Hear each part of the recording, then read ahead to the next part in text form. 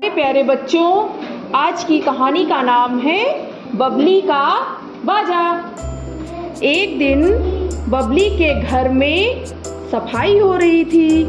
सारे घर का सामान आंगन में निकला हुआ था। रसोई का सामान भी आंगन में ही था।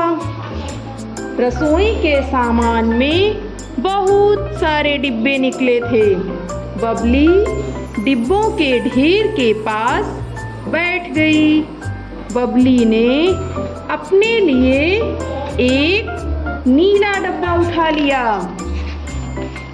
बबली ने डिब्बे को हिलाकर देखा। डिब्बा हिलाने पर छन छन की आवाज आई। बबली ने डिब्बे को खूब बजाया। बबली सारे घर में डिब्बा बजाती घूम रही थी। बबली सोचने लगी कि डिब्बे में क्या होगा। उसने डिब्बा खोल कर देखा। डिब्बे में चावल के दाने थे। बबली ने डिब्बे को बंद कर दिया। पहले की तरह उसे बजाती रही। बबली डिब्बे को अपने साथ लेकर सो गई। रात को बबली के बिस्तर पर एक चूहा आया। चूहा डिब्बे के सारे चावल खा गया।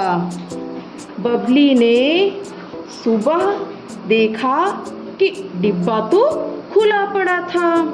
चावल के दाने गायब थे। उसने माँ से और चावल मांगे। माँ ने चावल देने से मना कर दिया।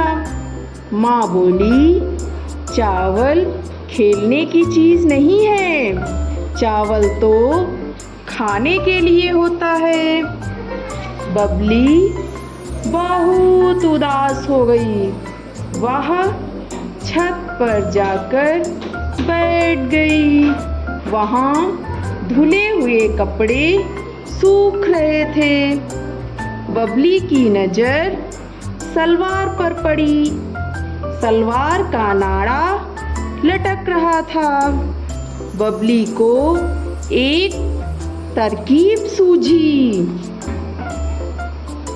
बबली ने नाड़ा खींचकर निकाल लिया। उसने नाड़े का एक सिरा डिब्बे से बांध दिया। नाड़े का दूसरा सिरा डिब्बे के दूसरी तरफ बांध दिया। डिब्बे से एक ढोलक बन गई। बबली ने ढोलक अपने गले में पहन ली। वह ढोलक बजा बजा कर छत पर नाची।